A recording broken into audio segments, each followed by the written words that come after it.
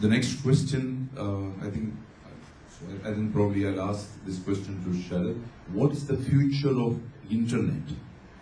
Any new technologies at the verge of replacing internet? This is asked by Sam Chochos. The first 15.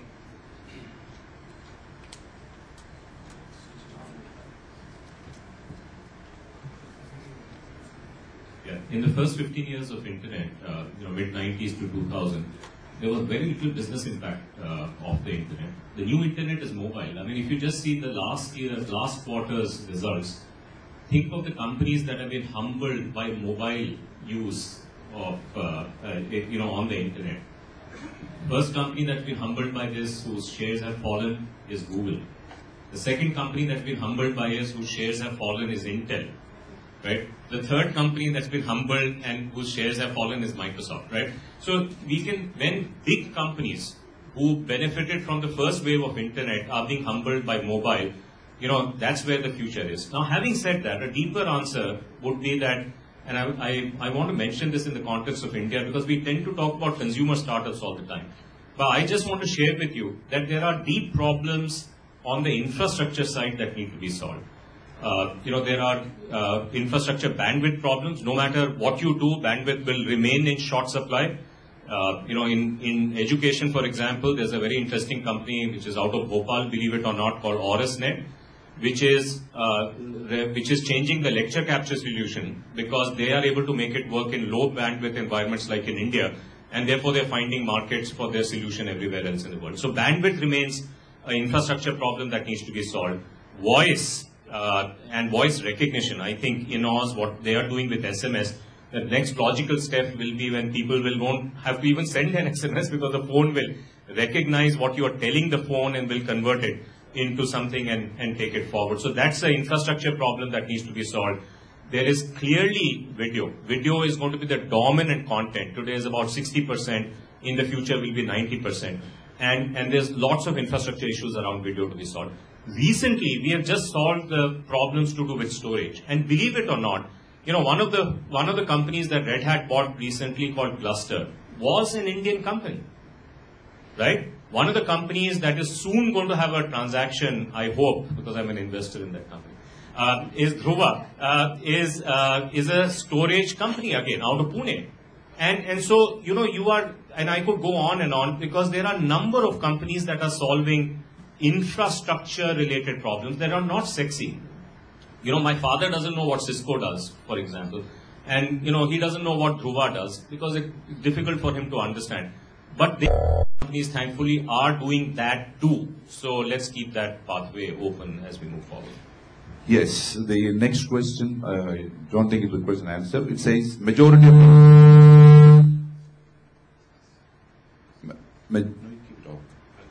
majority of India's IT industry being towards services, provisioning, being services companies. There is an alarming stagnation, basically it's lacking innovation, everything.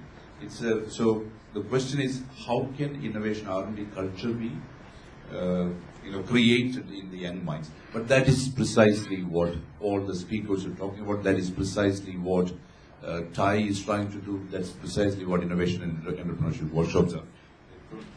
There's a very interesting question.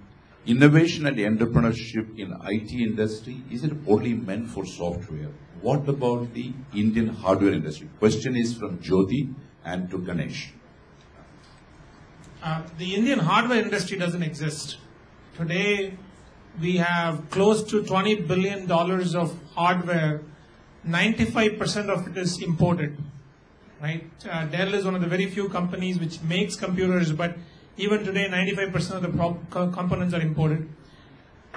If you fast forward into 2025, the bill for importing electronics hardware is going to be bigger than oil, right? There is no, and you have to think about it this way, right? The software ecosystem or innovation ecosystem has given so much confidence to people like Sanjay because we had the IT services companies, we had them creating intellectual and financial capital. And if you look at the hardware side, that even doesn't exist. There's no hardware companies which you can think of like Infosys or Wipro. It's going to take a lot of time.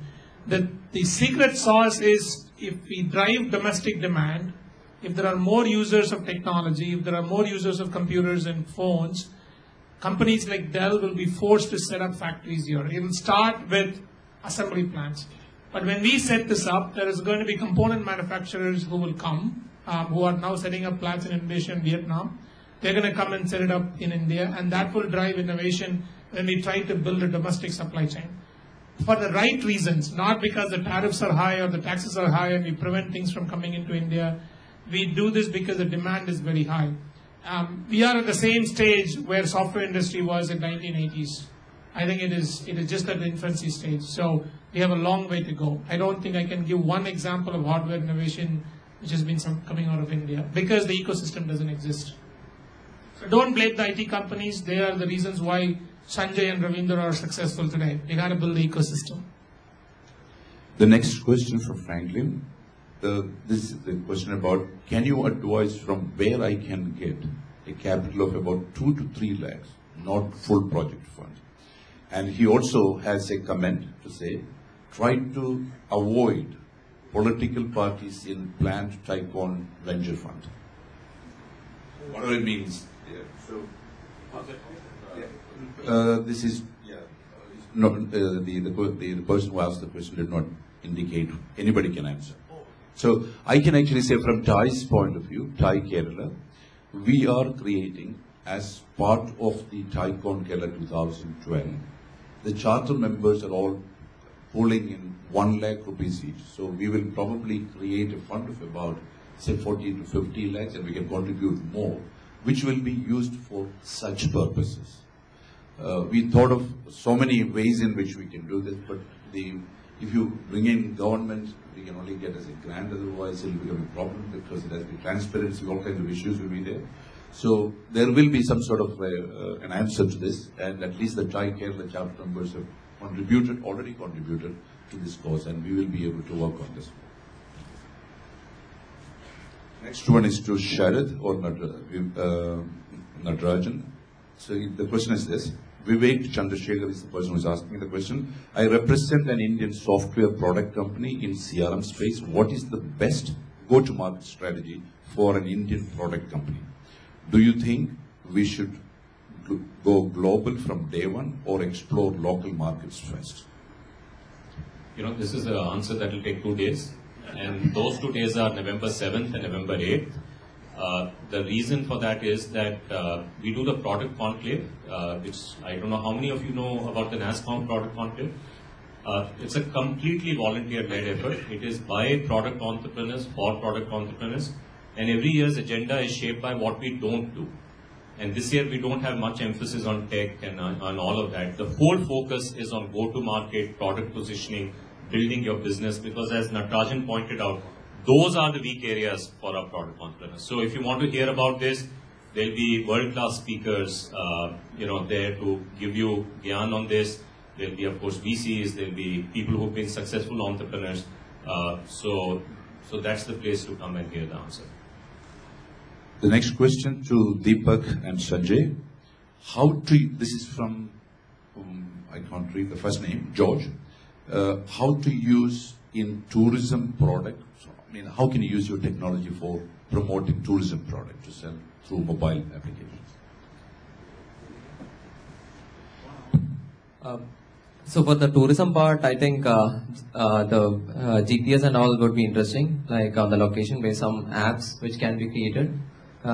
If you look at companies like TripAdvisor, or even there is an Indian startup, I don't recollect the name, they're doing something which can, get you, it's like a tourist guide on the app. Maybe something related to, maybe focus on Kerala tourism as a brand partner and creating an app might be interesting.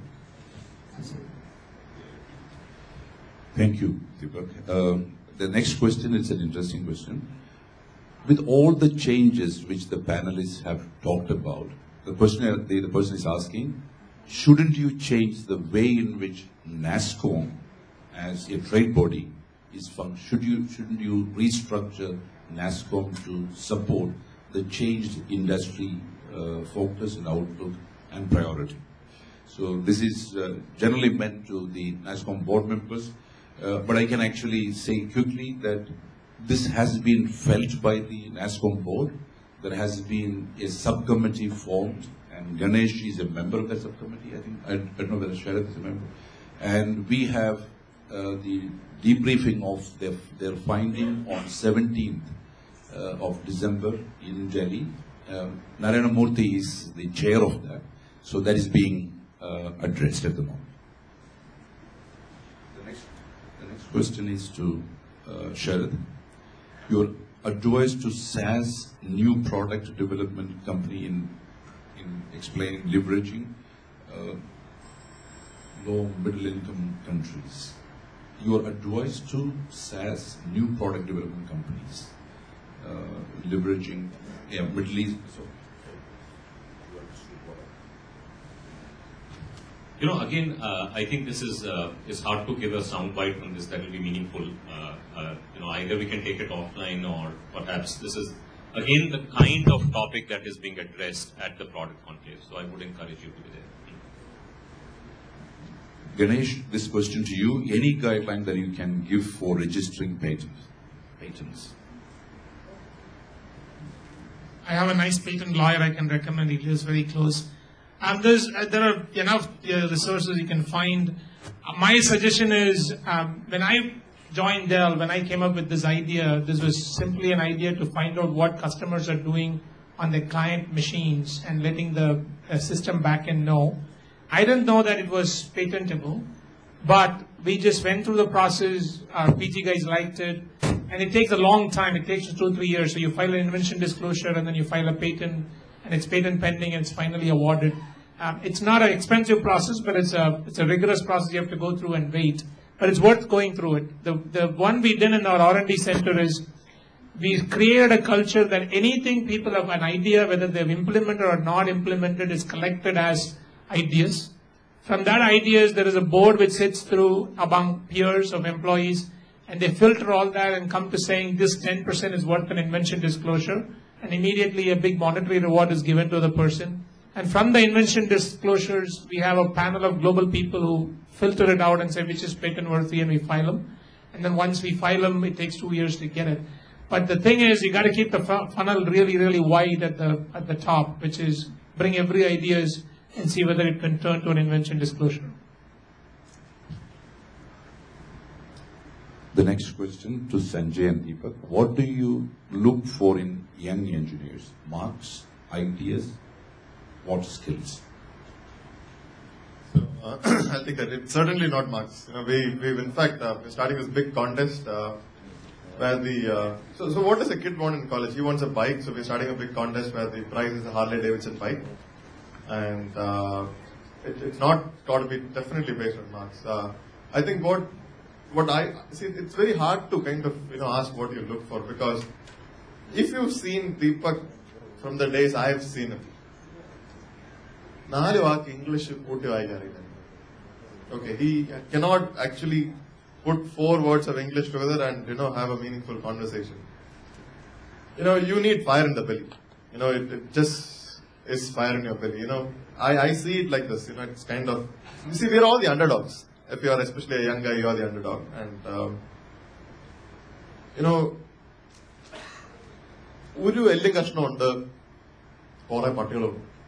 okay. It's not the strongest dog will get it. It's the one which desperately wants that, piece of bone which is going to get that piece. So you need that fire. And the moment you have that fire, I think the rest of the things just follow. So I was sitting with Jose Thomas. He built this thing called Choice Paradise. It's South India's largest residential tower. JT Pangar simple everybody told him you can't build. I think including Tony sitting here will say, they all told him you can't build a 40-story building in Kerala. And on the day of the inauguration, he says, it's all about determination. Money follows determination. So I think you just need to get fundamentally highly determined that you can do that. And so it's a long answer for the rest of the things, so I'll keep it short. You just need determination. I think Deepak can add to this. I think I'll add one quote. Finally, I made it. It's education is what you learn outside school. Nothing beat it. You can't study anything on college, on the lecture classes, or on the books. You have to try it. That's it.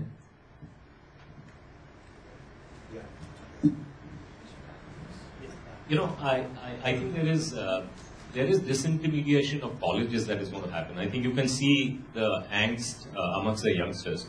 And I mean, I'll tell you the story. This famous Peter Norvig, he is one of the gurus of AI in Stanford. He decided to put his AI class online. And, you know, in his own campus, he has 200 people who attend that class.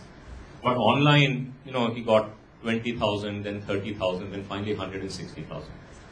And then they did a, you know, you had to pass an exam to say that you had finished that course. So now guess, the best scoring Stanford guy, did he come, or he or her come in the top 100? Anybody think he made it to the top 100? Yeah, so it was 400. So think of it. So the world is changing. Now, to become good at anything, even if it's artificial intelligence, you may not need to go to a brick and mortar institution to make it happen. I think that is definitely going to change. But having said that, I think there is no substitute for learning, right? And I think you have to have self-mastery. This means that the onus of being good, world-class at what you do is on you. Your teacher is not responsible, your parents are not responsible. And I think going back to the previous question, that is the kind of attitude that we need. And I think education will come to you then, no matter where you are, because you can consume it wherever you are. But you've got to be world-class at what you do.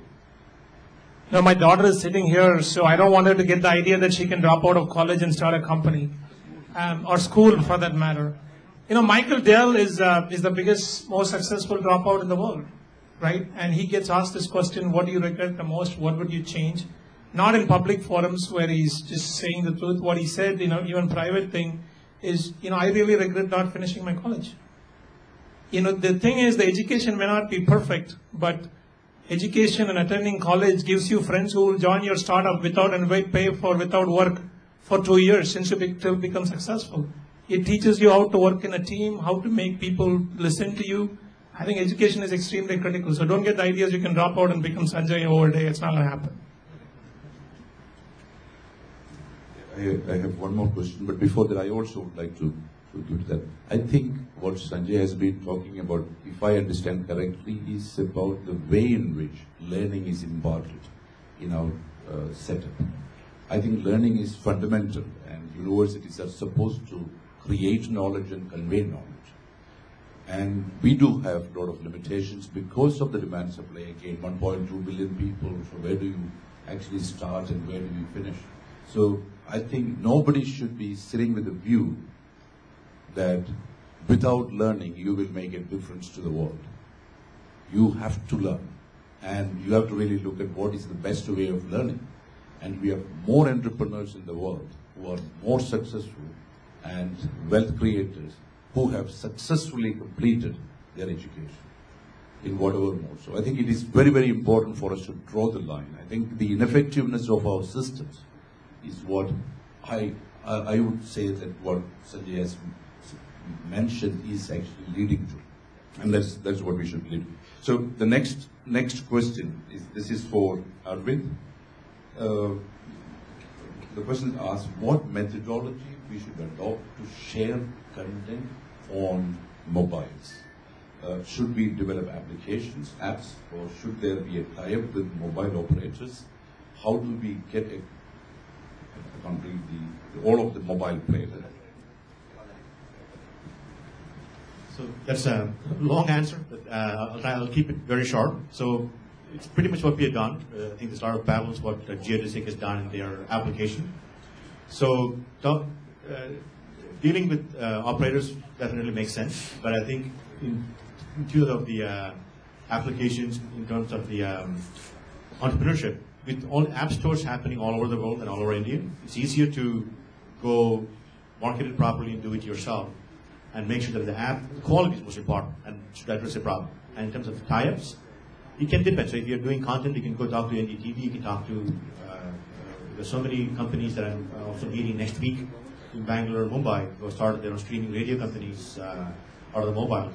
And there are quite a few. So it's starting, so the app is very important, and then partnering with the content, that will be a separate component, cutting deals with them, is the way to go. It's done pretty much worldwide, and I think it's the same model out here. Thank you, everyone. That is good. So, ladies and gentlemen, I have to close by taking the very last question, because some of our panelists have to catch a flight, so they have to leave. It's a great thing that we were able to get with such an eminent panelist for 2.5 hours. They are here. Very interesting session. So the last question, which I think is relevant. This is to the panel, so who can answer this effectively. What is the future of enterprise solutions implemented and operating at customer sites as of now versus SaaS model? Should there be a transition? And again, another major problem for companies is how to work on cash flow, since SaaS is still at the initial stages and the implementation cost is very high. So the revenues come over a period of time. So how do you manage that cash flow issues of a SaaS mode of delivery compared to a one-off delivery? So this question, who would like to go? Give it a go.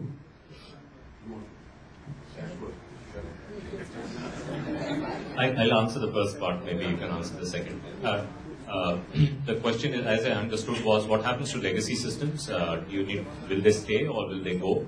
I think increasingly the legacy systems will become platforms on top of which other applications will be built. Almost all legacy system providers, and somebody is going to beat me up for saying this, that includes SAP and Oracle, because they are in the old world, not in the new world. They are platformizing their ERP solutions so that you can extract data and build on top of that. So I think that is what will happen. What will happen to applications, let's say, like the passport application, which has been a custom application that has been built.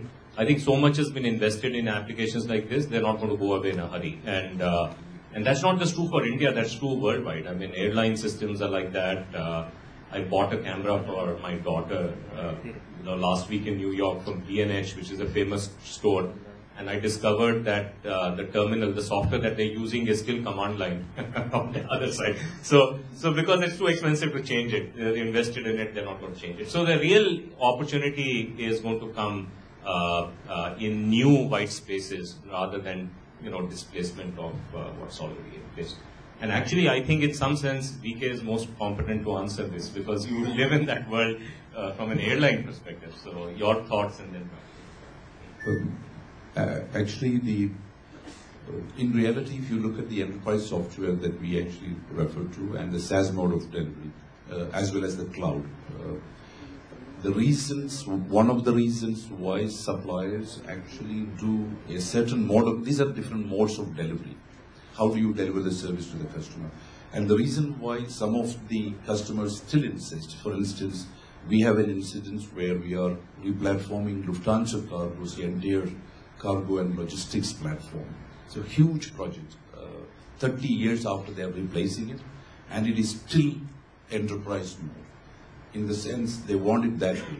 When we actually argue for a SaaS mode of delivery, they talk a lot of things about the data privacy, accessibility, interfaces, sense of security, perceptions, etc. So it will continue for some more time.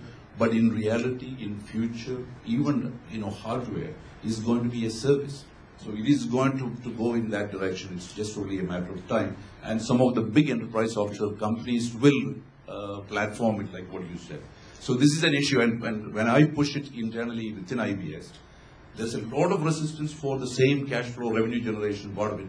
So people will be able to meet their contracting targets and revenue targets and all of those targets by an enterprise implementation rather than a SaaS mode of delivery. But it's just a matter of time. But that does not mean that the enterprise software solution people are going to go bust, because they will transform themselves to adapt to that kind of model. So the second part I'll ask Rajan to answer: how will we manage the financing when you transform?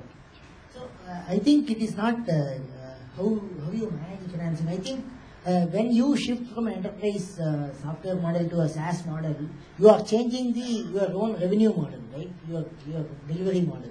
The same way your supplier also will figure it out. So that is a very short answer. And we are saying that, see, that nobody is going forward if SaaS becomes an order of the day. I don't think that any vendor is going to expect a full money on day one, and then you going to recover from the customers on a usage basis. So that is surely going to come. Having said that, I have one small request to all, most of these entrepreneurs, See, most of the entrepreneurs think that their idea is very confidential. They don't want to share and discuss with many people. Okay? So I always say that, see, if you have an idea, just talk to 10 people. It is not that somebody is going to steal and run away. Okay? And if nobody knows this, then there is a serious problem in your idea. Okay? So that is a fundamental thing I think all of us should believe. And second is, please understand, anybody coming to us for funding, we ask this question, what is the problem you are trying to solve? Okay? And if there is no problem, probably it is not even a problem to be solved. So why are we trying to invent innovation and all that? Okay, so don't do that. So I'm just saying, please share with more and more people. And that I really encourage. Many people don't even discuss this outside. Okay, if you talk to 10 people, you will get 15 ideas, including this cash flow idea. Thank you. So, ladies and gentlemen, that was a great session. So, we will be closing the session now. And yeah, we have. Please stay back. If you can stay, just 2 more minutes, please. Ladies and gentlemen, with this we come to the end of this very interesting session. We thank the eminent panelists and the chairman, and I would request the chairman to give away the mementos to the speakers. First to Shri Ganesh Lakshmi Narayanan, to Shri Sharad Sharma, to Pradeep Udas, to Shri Aravind Venkateshwaran, to Shri R. Natarajan, to Sanjay Vijay Kumar, and also to Shri Deepak Ravindran. And let me request Shri A.B. George, a charter member of TiE Kerala, to come to the dais and present the memento to Shri V.K. Matthews, the chairman of the session, who is also the chairman of the IBS and chairman of CII Kerala. Thank you, sirs.